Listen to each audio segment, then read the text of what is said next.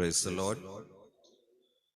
ഇന്നത്തെ നമ്മുടെ വചന ചിന്തയ്ക്കായിട്ട് മത്തായിയുടെ സുവിശേഷം 12:13 വായിക്കാം. മത്തായി 12:13.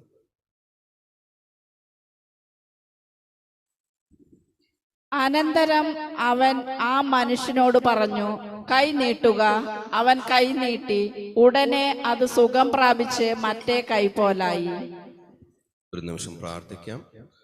നിത്യനും പരിശുദ്ധനായ ഞങ്ങളുടെ സ്വർഗീയ പിതാവേ, തിരുനാമത്തെ വാഴ്ത്തുന്നു. ഈ നല്ല ദിവസത്തിനായിട്ട് സ്തുതിക്കുന്ന കർത്താവേ, അങ്ങയുടെ തിരുസന്നിധിയിൽ വന്ന് പ്രാർത്ഥിക്കുവാൻ, പാടുവാൻ, അങ്ങേ പ്രകീർത്തിക്കാനൊക്കെ തന്ന നല്ല അവസരത്തിനായിട്ട് സ്തുതിക്കുന്ന കർത്താവേ, ഇനിയുള്ള സമയം വചനങ്ങൾ ശ്രവിക്കുവാനും അതിൽ നിന്ന് മനസ്സിലാക്കുവാനായിട്ടുള്ള സമയമാണല്ലോ കർത്താവേ. ദൈവമേ, അങ്ങ് തന്നെ സംസാരിക്കണമേ. ഞങ്ങൾക്ക് ആവശ്യമുള്ളത് സംസാരിക്കണമേ. ദൈവമേ, ഞങ്ങളുടെ വഴികൾ ഞങ്ങൾക്ക് എങ്ങനെയാണെന്നുള്ളത് പറഞ്ഞു തരണമേ കർത്താവേ. തെറ്റായ വഴികൾ തിരുത്തണമേ എന്ന് ഞങ്ങൾ പ്രാർത്ഥിക്കുന്നു കർത്താവേ. ദൈവമേ, ഇന്ന് ഞങ്ങൾ കേൾക്കുന്ന വചനങ്ങൾ അത് മനസ്സിലാക്കി ഏറ്റെടുക്കുവാനും ജീവിതത്തിൽ പ്രാവർത്തികമാക്കാനുള്ള കൃപയും തരണമേ എന്ന് ഞങ്ങൾ പ്രാർത്ഥിക്കുന്നു കർത്താവേ. അടിയനെയും അങ്ങയുടെ തൃക്കരങ്ങളിൽ ഏൽപ്പിക്കുന്നു കർത്താവേ. നയിച്ചാലും കർത്താവേ. പ്രാർത്ഥന നമ്മ യേശുവിന്റെ നാമത്തിൽ ചോദിച്ചുള്ളൂ, കേട്ടിരിക്കാൻ സ്തോത്രം. നമ്മൾ വായിച്ച ഭാഗം മത്തായിയുടെ സുവിശേഷം 12 അവിടെ കാണുന്നത് യേശു ക്രിസ്തു ഒരു സിനഗോഗിൽ ചെല്ലുന്ന ഒരു ഭാഗമാണ്. അതിന്റെ മേലെ നിന്ന് ഒന്ന് വായിച്ചു കഴിഞ്ഞാൽ നമുക്കത് മനസ്സിലാക്കാൻ സാധിക്കും. യേശു അവിടെ നിന്ന് യാത്ര തിരിച്ച് അവരുടെ സിനഗോഗിലെത്തി. ഓക്കെ, അപ്പൊ അതിന്റെ ചെറിയൊരു ബാക്ക്ഗ്രൗണ്ട് അതിന് മുന്നുണ്ട്. അത് നിങ്ങൾ പതിയെ സാവകാശമുള്ളപ്പോൾ വായിച്ചാൽ മതി. അതായത് യേശു ക്രിസ്തു തന്റെ ശിഷ്യരും കൂടി യാത്ര ചെയ്യുന്നതിന്റെ ഇടയിൽ ശിഷ്യർക്ക് വിശന്നപ്പോൾ ആ സമയത്ത് അവിടെ ഉണ്ടായിരുന്ന വയലിൽ ചെന്ന് ധാന്യങ്ങൾ പറിച്ചെടുത്ത് കഴിക്കുന്നതായിട്ട് കാണുന്നു. അന്നത്തെ ദിവസം ശബ്ബത്താണ്. ശബ്ബത്ത് നാളിൽ അങ്ങനെ കഴിക്കാൻ പാടുണ്ടോ എന്നുള്ള രീതിയിലുള്ള ഒരു ചോദ്യം അവിടെ വരുന്നുണ്ട്. അതിനുശേഷം വീണ്ടും ഇവരെല്ലാവരും സിനഗോഗിൽ ചെല്ലുന്ന കാര്യമാണ് കാണുന്നത്. അപ്പൊ അത് ഒരേ ദിവസം നടന്ന കാര്യമായിട്ട് തന്നെ നമുക്കിത് കാണാം. ഈ ഒരു ഭാഗം മത്തായിയുടെ സുവിശേഷത്തിൽ 12-ാം അധ്യായത്തിലാണെങ്കിൽ മാർക്കോസിന്റെ സുവിശേഷത്തിൽ അത് 3-ാം അധ്യായത്തിലും ലൂക്കോസിന്റെ സുവിശേഷത്തിൽ അതിൽ 6-ാം അധ്യായത്തിലാണ് നമ്മൾ കാണുന്നത്. യഹൂദരുടെ നിയമം അനുസരിച്ച് ശബ്ബത്ത് നാളില് രോഗസൗഖ്യം ചെയ്യാൻ പാടില്ല. അതിന് ഒറ്റ എക്സെപ്ഷനേ ഉള്ളൂ. ആ എക്സെപ്ഷൻ ജീവൻ പോകാനുള്ള എന്തെങ്കിലും ഉണ്ടെങ്കിൽ, മരണാസന്നനായ ഒരാളെ വീണ്ടെടുക്കുവാനായിട്ടുള്ളത്. ഈ രോഗസൗഖ്യം എന്ന് പറയുമ്പോൾ അത്ഭുതകരമായിട്ടുള്ള രോഗസൗഖ്യം മാത്രമല്ല, ചികിത്സ, വൈദ്യ ചികിത്സയും കൂടിയാണ് ഈ പറയുന്നത്.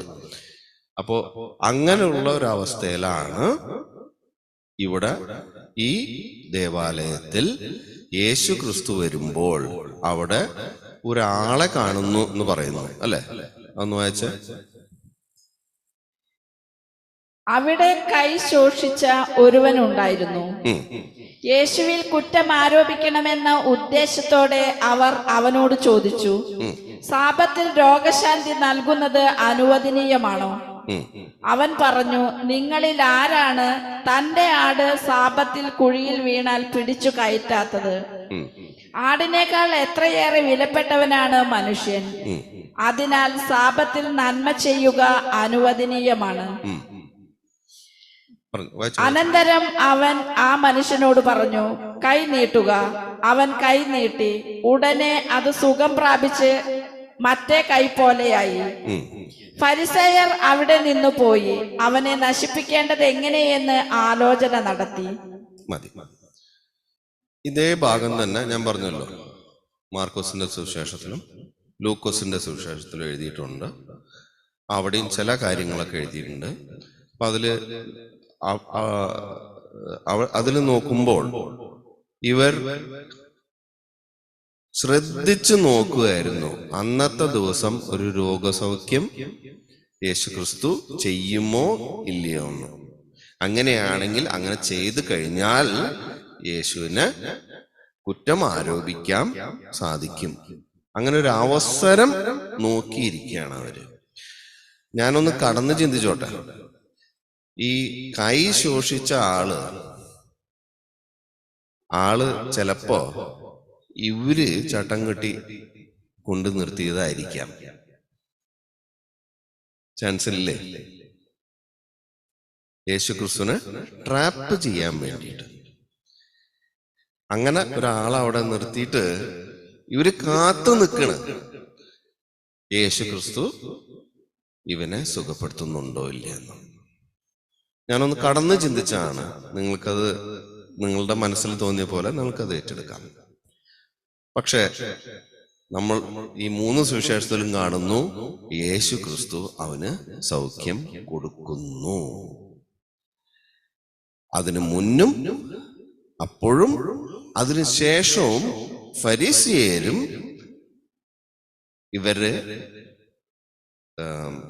ഏതൊരു സുവിശേഷത്തിൽ ഹെരോദിയർ എന്നാണ് എഴുതിയിരിക്കുന്നത്. അപ്പൊ സദൂക്യരായിരിക്കാം. അപ്പൊ വിവിധ തരത്തിലുള്ള പള്ളി അധികാരികൾ, സഭാ നേതാക്കന്മാർ യേശു ക്രിസ്തുവിനെ ട്രാപ്പ് ചെയ്യാനായിട്ട് നോക്കുകയാണ്. അതിൽ ഒരു ഇൻസിഡന്റ് ആണ് നമ്മൾ ഇന്ന് വായിച്ചത്. ഒന്ന് ആലോചിച്ച് നോക്കണേ. ഈ സിനഗോഗ് എന്ന് പറയുന്ന സ്ഥലത്ത് വന്നിട്ട് ഇത്രയും കാലമായിട്ട് ആൾക്കൊരു രോഗസൗഖ്യം ലഭിച്ചിട്ടില്ല. പക്ഷെ യേശു ക്രിസ്തു അവിടെ വന്നപ്പോൾ ആൾക്ക് സൗഖ്യം ലഭിച്ചു. ഈ സിനഗോഗ് എന്ന് പറയുമ്പോൾ തന്നെ അതിനെക്കുറിച്ച് നമ്മൾ കുറച്ചൊന്ന് ചിന്തിക്കണം. നമ്മൾ പഴയ നിയമ പുസ്തകങ്ങൾ എടുത്തു നോക്കി കഴിഞ്ഞാൽ ആ വാക്ക് കാണില്ല. ദൈവത്തിന്റെ ആലയം, ഇംഗ്ലീഷിൽ ടെമ്പിൾ എന്നൊക്കെ നമ്മൾ കാണുന്നുള്ളൂ. അതിനു മുന്നേ കൂടാരം, ടാബർനാക്കിൾ എന്ന് നമ്മൾ കാണുന്നുണ്ട്. അതിനു മുന്നേ ബലിപീഠം എന്നൊക്കെ കാണുന്നുണ്ട്. പക്ഷെ അവസാനം വരുമ്പോൾ ദേവാലയം ഉണ്ടെങ്കിലും, യെറൂസലത്തിൽ ദേവാലയം ഉണ്ടെങ്കിലും വിവിധ ദേശങ്ങളിൽ സിനഗോഗ് ഉള്ളതായിട്ട് നമുക്ക് കാണാം, അല്ലെ? ഇനി നമ്മുടെ സുവിശേഷങ്ങളിലും ശേഷമുള്ള പുതിയ നിയമത്തിലുള്ള മറ്റുള്ള പുസ്തകങ്ങൾ എടുത്തു നോക്കി കഴിഞ്ഞാലും സിനഗോഗുകളെ കുറിച്ച് പറയുമ്പോൾ അത് യെറൂസലത്തിലോ യൂദയയിലും കാണുന്നില്ല, മറ്റുള്ള സ്ഥലങ്ങളിലാണ് കാണുന്നത്. കാരണം എന്താണ്? യെറൂശലത്തില് ദേവാലയം ഉണ്ടല്ലോ. ഒരു ചെറിയ യാത്ര ചെയ്ത് കഴിഞ്ഞാൽ ദേവാലയത്തിലേക്ക് എത്താം. അപ്പോൾ സിനഗോഗുകൾ എന്ന് പറയുന്നത് അന്നത്തെ കാലത്ത്, യേശുവിന്റെ കാലം ആയപ്പോഴേക്കും തുടങ്ങിയ ഒരു പരിപാടിയാണ്, ഒരു ഓർഗനൈസേഷൻ എന്ന് വേണമെങ്കിൽ പറയാം. എന്തിന്? വിശ്വാസികൾക്ക് ഒത്തുചേരാനായിട്ട്. അതാണ് ഈ സിനഗോഗ് എന്ന് പറയുന്നത്. ഒരു ഗ്രീക്ക് വാക്കാണ്. നമ്മൾ ഇതേപോലത്തെ പല വാക്കുകൾ ഇംഗ്ലീഷിൽ സിന്തസിസ്, സിൻടാക്സ് എന്നൊക്കെ പറഞ്ഞാൽ കൂടിച്ചേരുന്ന എന്നുള്ളൊരു അർത്ഥം വരുന്നതാണ്. അതില് ഹെബ്രായ ഭാഷയിൽ അത് ബെയ്ത്ത് ഹ്നെസെത്ത് എന്നാണ് പറയുന്നത്. ബെയ്ത്ത് ഹ്നെസെത്ത്, ബെയ്ത്ത് എന്ന് വെച്ച് കഴിഞ്ഞാൽ ആലയം, വീട് എന്നൊക്കെ പറയും. ഹ്നെസെത്ത് എന്ന് പറയുന്നത് അസംബ്ലി. നമ്മളിവിടെ അസംബ്ലിയും പാർലമെന്റും ഉള്ള പോലെ തന്നെ ഇസ്രായേലിൽ ഇപ്പോൾ ഉള്ള അവരുടെ പാർലമെന്റിന്റെ പേര് എന്തെന്നാണ്? ക്നെസെത്ത്. അത് KNESSET എന്നാണ് നമ്മൾ വായിക്കുന്നത്. അപ്പൊ ആൾക്കാർ ഒത്തുചേരാനായിട്ടുള്ള ഒരു സ്ഥലമായിട്ടാണ്. അതാദ്യം ആൾക്കാർ ഒരുമിച്ച് കൂടുന്ന ഒരു സ്ഥലം എന്നേ അതിനർത്ഥം ഉണ്ടായിരുന്നുള്ളൂ. അതിനുശേഷം വിശ്വാസികൾ ഒരുമിച്ച് കൂടുമ്പോൾ ആ സമയത്ത് പ്രാർത്ഥിക്കുവാനും ദൈവവചനം വായിക്കാനും പഠിക്കുവാനും ഉള്ളൊരു സ്ഥലമായിട്ട് അത് മാറി. ഒന്ന് ഓർക്കണം, യഹൂദ നിയമം അനുസരിച്ച് അവരുടെ ചില ആചാരങ്ങൾ, അവരുടെ പ്രാർത്ഥനാ രീതികൾ അനുസരിച്ച് 10 യഹൂദ പുരുഷന്മാരുണ്ടായിരിക്കണം. വയസ്സായ ബാർ മിത്വ കഴിഞ്ഞ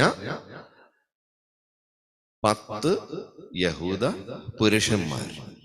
അങ്ങനെയുള്ള സ്ഥലത്ത് മാത്രമാണ് ഇങ്ങനെയുള്ള ചില പ്രാർത്ഥന അല്ലെങ്കിൽ അവരുടെ ചില ആചാരവിധികൾ അവർ ചെയ്യാനായിട്ട് സാധിക്കുകയുള്ളൂ. അപ്പൊ ഈ 10 പേരെ ഒരുമിച്ച് കൂട്ടണ്ടേ? അപ്പൊ അതിന് ഏറ്റവും പറ്റിയ സ്ഥലം എന്താ? ഇവരൊരുമിച്ച് കൂടുന്ന ഒരു സ്ഥലം, അതാണ് സിനഗോഗ്. അങ്ങനെ ആ ആലയം ഉള്ള സ്ഥലത്ത് ഇവർ വന്നു കൂടുന്നു. കുറച്ചു കഴിഞ്ഞപ്പോൾ നമ്മൾ കാണുന്നുണ്ട് ഇവിടെ സുവിശേഷത്തിൽ വരുന്ന യേശു ക്രിസ്തു തന്നെ സിനഗോഗുകളിൽ പഠിപ്പിച്ചതായിട്ട് കാണുന്നുണ്ട്, അല്ലെ? അങ്ങനെ യേശു ക്രിസ്തു പഠിപ്പിച്ചപ്പോൾ ഇവനെങ്ങനെ ഈ അറിവ് കിട്ടി എന്നൊക്കെയുള്ള ചോദ്യങ്ങളൊക്കെ നമുക്ക് അറിയാവുന്ന വേറെ ഭാഗങ്ങളിൽ നമ്മൾ കാണുന്നുണ്ട്. അപ്പൊ അങ്ങനെയുള്ള ഒരു സ്ഥലമാണ്. ഈ 10 ആൾക്കാർ കൂടുമ്പോൾ അത് ഊനമില്ലാത്ത ആൾക്കാരായിരിക്കണം. 10 കുറവില്ലാത്ത ആൾക്കാരായിരിക്കണം. അപ്പൊ അതിൽ ഈ പറഞ്ഞ വ്യക്തിയെ കൂട്ടുവോ? കൂട്ടില്ല, അല്ലേ? ആളവിടെ ഇരിക്കുന്നുണ്ട്, പക്ഷെ ആളെ കൂട്ടില്ല, എണ്ണത്തിൽ കൂട്ടില്ല. ദേവാലയത്തിലായിരുന്നെങ്കിൽ, യെരൂശലേം ദേവാലയത്തിലായിരുന്നെങ്കിൽ അതിനകത്ത് കയറാൻ, എന്റെ ഉൾഭാഗത്തേക്ക് കയറാൻ അനുവദനീയനല്ല. കുറവുള്ളവന് അകത്ത് കയറാൻ പറ്റില്ല. പുറമെയുള്ള പ്രകാരങ്ങളിൽ പോകാം, പക്ഷെ അകത്ത് കയറാൻ പറ്റില്ല. പക്ഷെ ഇതാ സിനഗോഗിലായതുകൊണ്ട് അകത്ത് കയറാം. കാരണം അത് ഒരു ദൈവത്തിന്റെ ആലയമായിട്ട് തുടങ്ങിയത് പരിപാടിയല്ല, പിന്നീട് അങ്ങനെ വന്നു ചേർന്നതാണ്.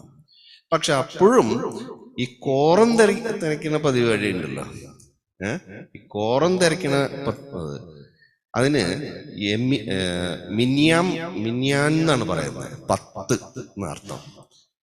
അതിന് വേറൊരു അർത്ഥം കൂടി ഉണ്ട്. കാലിലെ 10ഉം കൈകളിലെ 10ഉം കറക്റ്റ് ആയിട്ടുള്ളവൻ പിടികിട്ടിയ. അപ്പൊ ഇവന് ഇങ്ങേർക്ക് ഉണ്ടാ ഇല്ല. ഇനി ഈ അറബി ഗൾഫിലൊക്കെ ജോലി ചെയ്തിട്ടുള്ള ആൾക്കാർക്ക് ഒരു കാര്യം അറിയാം. ലെഫ്റ്റിന് എന്തെന്നാ പറയുന്നത്, റൈറ്റിന് എന്തെന്നാ പറയുന്നത്?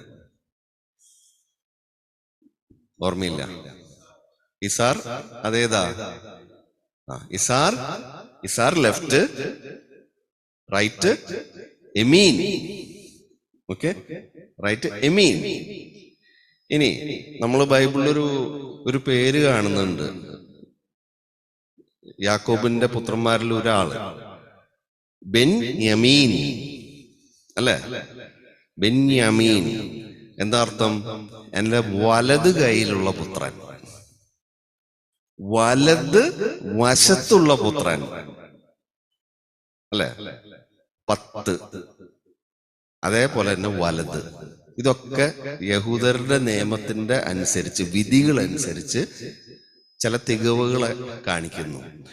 ഈ വ്യക്തിയുടെ ഏത് കൈയാണ് ശോഷിച്ചിരിക്കുന്നത്? അവിടെ നോക്കിയിട്ട് കാര്യമില്ല, അതിന് ലൂക്കോസിന്റെ ശേഷത്തിലേക്ക് പോകണം. അത് എടുത്ത് നോക്കിയ സമയം കളയണ്ട. വലത് കൈയാണ് ശോഷിച്ചിരിക്കുന്നത്. അപ്പൊ എങ്ങനെ നോക്കിയാലും ആൾക്ക് ഈ 10ന്റെ എണ്ണത്തിൽ ചേർത്താൻ പറ്റില്ല ആള്. അപ്പൊ ആള് ഇരിക്കുമ്പോൾ ഒരു സെക്കൻഡ് ക്ലാസ് ആയിട്ടാണ് അവിടെ ഇരിക്കുന്നത്. പൂർണ്ണതയില്ലാത്ത ഒരാളായിട്ടാണ് അവിടെ ഇരിക്കുന്നത്. പക്ഷെ യേശു ക്രിസ്തു അവന്റെ കൈയെ സുഖപ്പെടുത്തിയപ്പോൾ രണ്ടും ഒരേപോലെയായി എന്നാ പറയുന്നത്. ഈ രണ്ടും ഒരേപോലെയായപ്പോൾ മിന്യാനായിട്ട് കണക്കാക്കപ്പെടാനായിട്ട് യോഗ്യനായി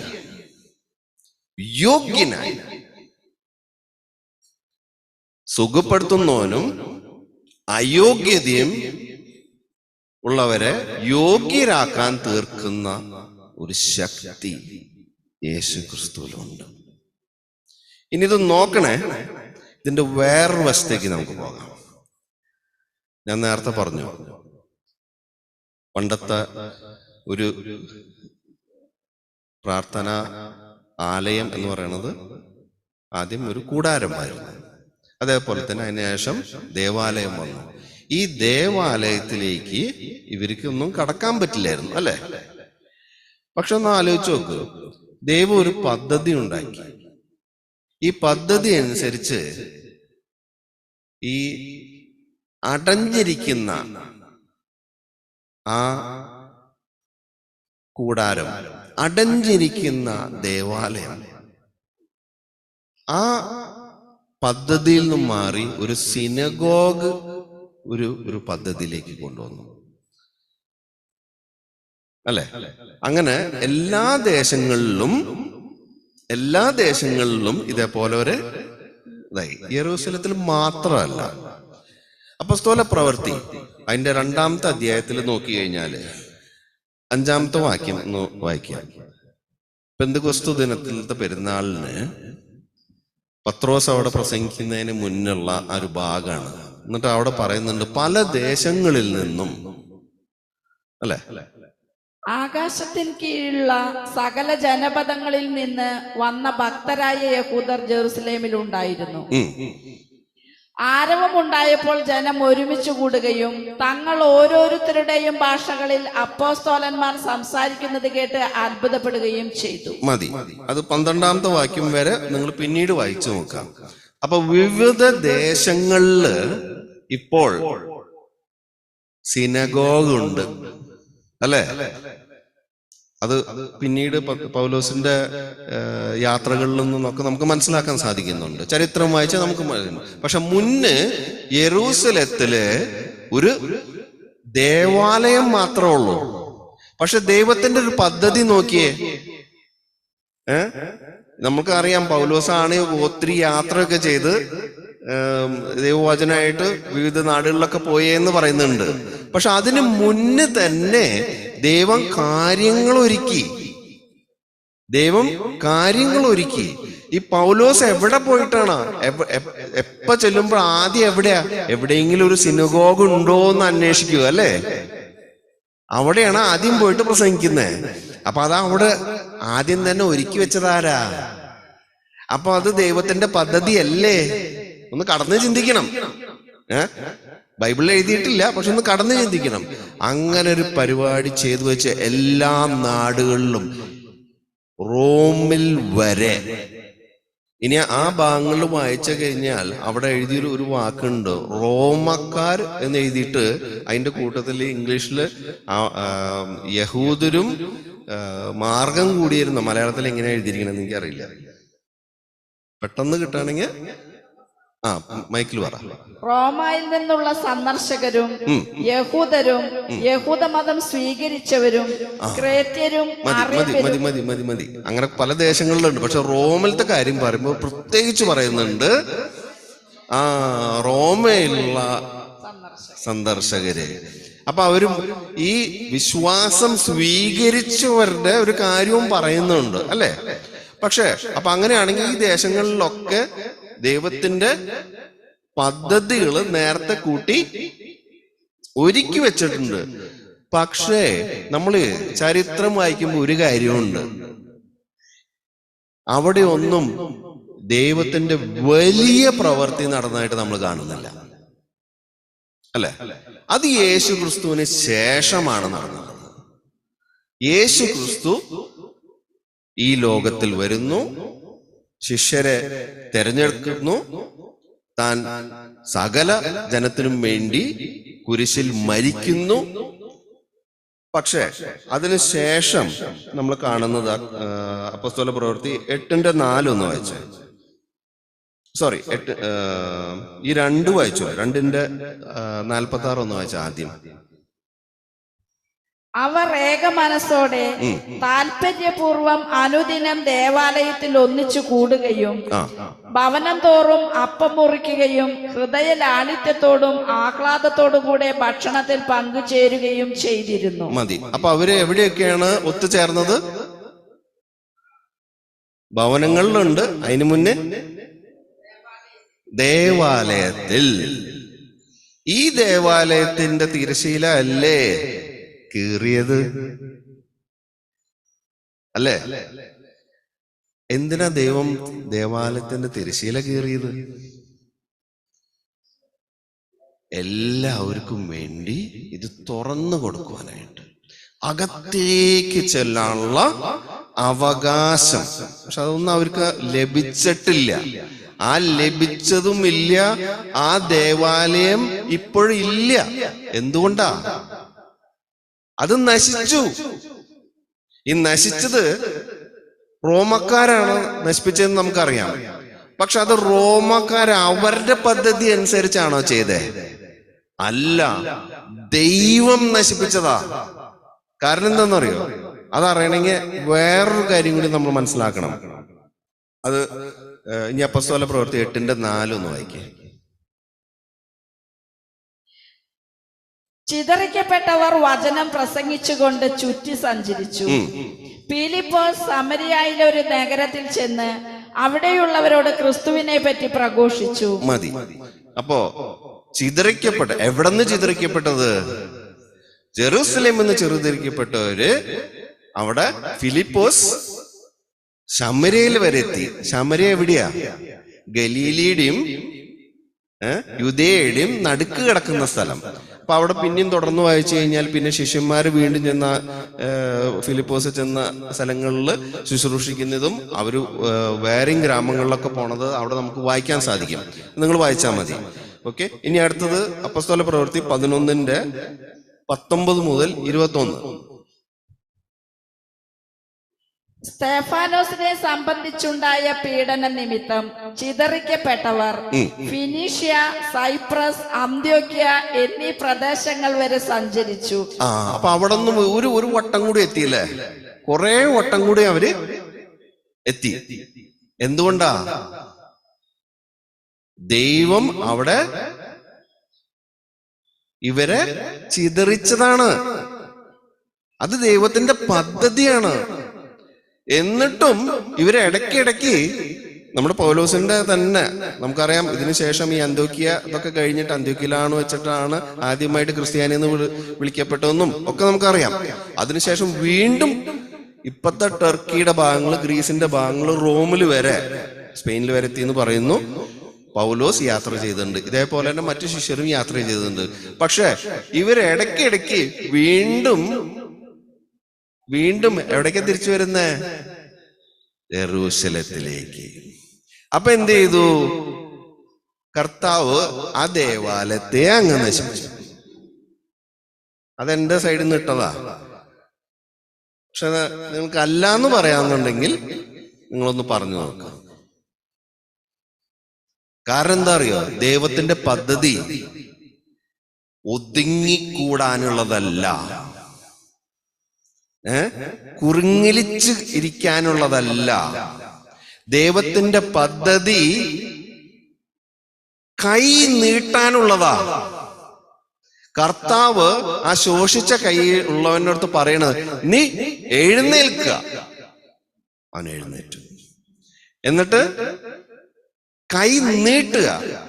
അപ്പൊ കൈ നീട്ടി.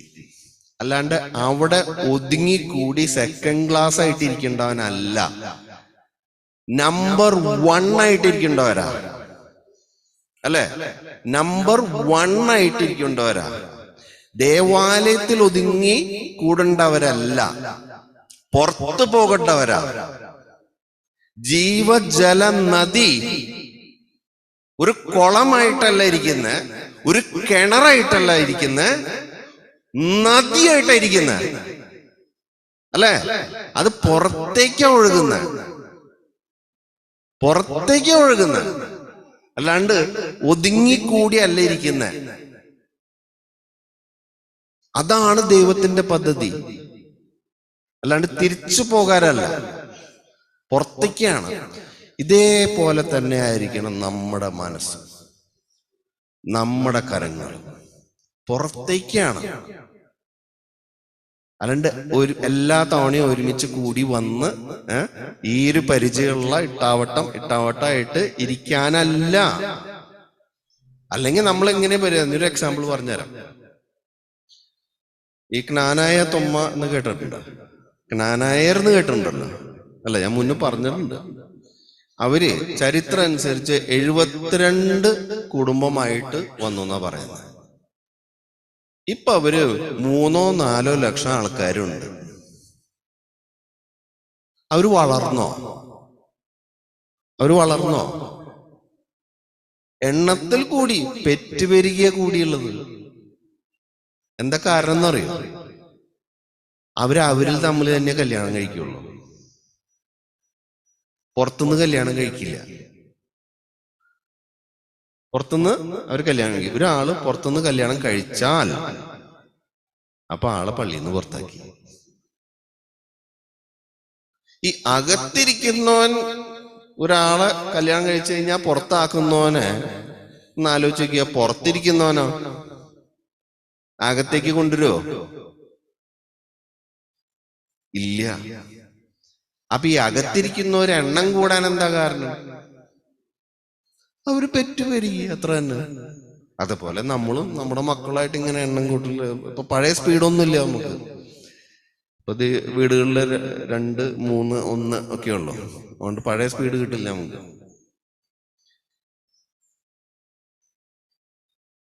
ദൈവം ആഗ്രഹിക്കുന്നത് നമ്മൾ പുറത്ത് പ്രവർത്തിക്കാൻ എന്നുള്ളതാണ്. ഈ പുറത്ത് പ്രവർത്തിക്കുക എന്ന് പറയുമ്പോൾ ഉടനെ തന്നെ ഇപ്പൊ ബൈബിളും പിടിച്ച് മൈക്കും പിടിച്ച് അതും ആവാം, അതും അതിന്റെ ഭാഗം തന്നെയാണ്. പക്ഷേ ജനത്തിന്റെ മുന്നിൽ സാക്ഷ്യജീവിതം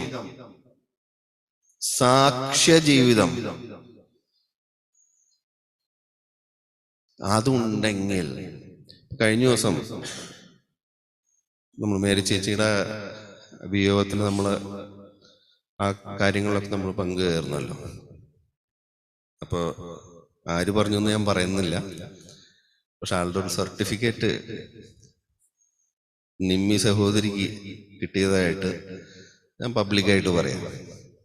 അതിൽ ലുജനും സന്തോഷിക്കാം.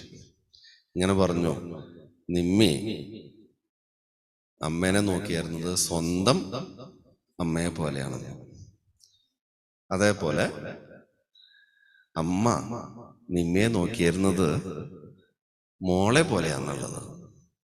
ഈ വിശ്വാസത്തിൽ വരുമ്പോ ആരാ ആദ്യം വന്നേ? ലിജ തന്നെ പറയട്ടെ. അമ്മ പിന്നീടല്ല വന്നേ, അല്ലെ? ഈ സ്നേഹം അമ്മ കണ്ടു. ഇനി ബാക്കിയുള്ളവരും കണ്ടു കാണണം, പ്രത്യേകിച്ച് ഈ അവസാന സമയം. അത് ദൈവം കൊടുത്ത ഒരു ഓപ്പർച്യൂണിറ്റിയാണ്,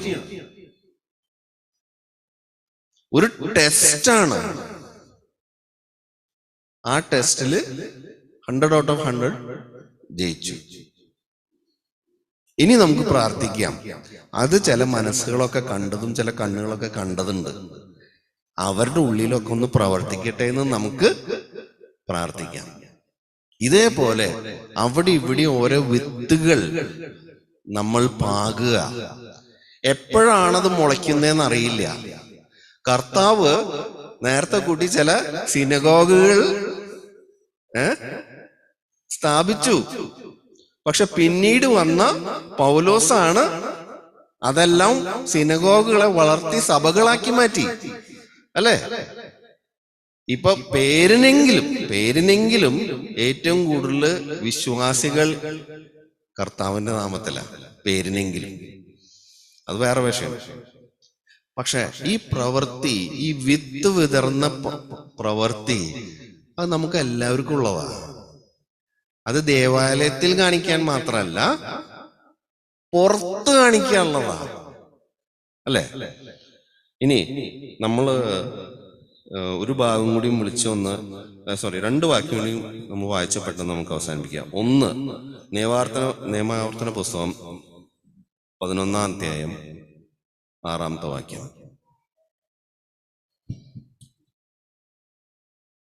സോറി, 11 അല്ല, 1 1:6. ഡ്യൂട്രോണമി 1:6. നമ്മുടെ ദൈവമായ കർത്താവ് ഹോറേബിൽ വെച്ച് നമ്മോട് അരുളി ചെയ്തു, നിങ്ങൾ ഈ മലയിൽ വേണ്ടത്ര കാലം താമസിച്ചു കഴിഞ്ഞു. അത് ഇംഗ്ലീഷിൽ വായിച്ചു കഴിഞ്ഞാല് സത്യവേദ പുസ്തകത്തിൽ നിന്ന് എടുത്തിട്ടെ. അപ്പൊ അതില് KJV നമ്മൾ കാണാനായിട്ട് സാധിക്കും. അത് ചില ട്രാൻസ്ലേഷനിൽ വാണ്ടറിങ് എന്ന് എഴുതിയിട്ടുണ്ട്, ചില ട്രാൻസ്ലേഷനിൽ അത് സർക്കിളിങ് എന്ന് എഴുതിയിട്ടുണ്ട്. അത് വായിക്കണ്ട, യു ഹാവ് ഡ്വെൽറ്റ് ലോങ് എന്ന് എഴുതിയിരിക്കുന്നത്. പക്ഷെ വേറെ ചിലതില് ചുറ്റുക, ഈ മലയുടെ തന്നെ ഇങ്ങനെ കറങ്ങി കറങ്ങി കറങ്ങി നിൽക്കുകയാണ്. നിങ്ങൾ ഇവിടെ നിന്ന് വിട്ടുപോ, ഡിപ്പാർട്ട് എന്നാ പറയുന്നത്. അതിനുള്ള സമയമായി. ഇനി അവസാനമായിട്ട് ലൂക്കോസിന്റെ സുവിശേഷം വായിക്കുന്നില്ല, നമുക്ക് അറിയാവുന്ന ഒരു ഭാഗമാണ്. അതിലെ ചില വാക്കുകൾ മാത്രം നമുക്ക് വായിക്കാം. ലൂക്കോസിന്റെ സുവിശേഷം 15:25. ഇതേതാ? മുടിയനായ പുത്രൻ തിരിച്ചു വന്ന ഭാഗം. പക്ഷെ അവിടെ നമ്മൾ കാണുന്നുണ്ട് സന്തോഷിക്കുന്ന പിതാവ്, സന്തോഷിക്കുന്ന പുത്രൻ. പക്ഷെ അവിടെ വേറൊരു പുത്രനും കൂടി ഉണ്ട്, അല്ലെ? ആ പുത്രന്റെ കാര്യമാണ് നമ്മൾ.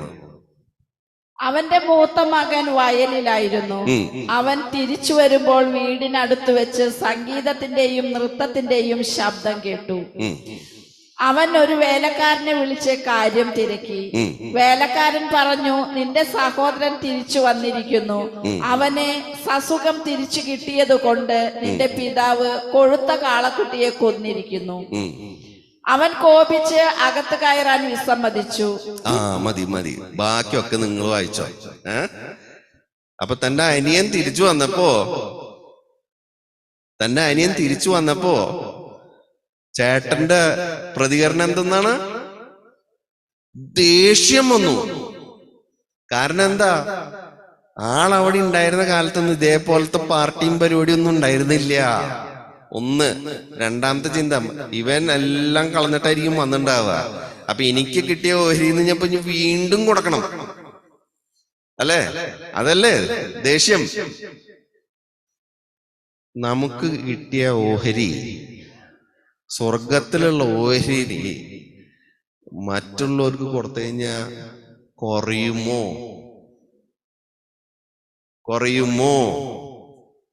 കുറയില്ല. തിരിച്ച് ഈ ഓഹരികൾ കൂട്ടി വരുമ്പോൾ, ഓഹരികൾ ലഭിച്ചു കഴിയുമ്പോൾ സ്വർഗീയ ദേവാലയത്തിന്റെ വലിപ്പം അങ്ങ് കൂടുകയാണ്. അങ്ങനെ ദേവാലയത്തിന്റെ വലിപ്പം കൂട്ടുന്നവരാണോ നമ്മൾ, അതോ മുടിയനായ പുത്രന്റെ മുടിഞ്ഞ മൂത്ത ചേട്ടനായിട്ടാണോ നമ്മൾ ഇരിക്കുന്നത്? പള്ളിയിലുള്ളവർ മതി, ബാക്കിയുള്ളവർ പുറത്ത് എന്ന് ചിന്തിക്കുന്നവരാണോ നമ്മൾ? നമ്മുടെ കരങ്ങൾ കുറുങ്ങിലിച്ച് ശോഷിച്ച്, അതേപോലെ തന്നെ മനസ്സും ശോഷിച്ചവരാണോ നമ്മൾ? എങ്കിൽ ഇതാ സമയമായി യേശുക്രിസ്തു പറഞ്ഞതുപോലെ എഴുന്നേൽക്കുക, കൈനീട്ടുക. എത്രയും വചനം സംസാരിക്കാനായിട്ട് തന്ന ദൈവകൃപയ്ക്കായിട്ട് ദൈവത്തോട് നന്ദി പറയുന്നു. അവസരം തന്ന ദേവസഭയോടും കേട്ടിരുന്ന ദൈവമക്കളോടും നന്ദി പറയുന്നു. ഈ വചനങ്ങൾ നിങ്ങൾക്ക് അനുഗ്രഹമായിട്ട് തീരട്ടെ.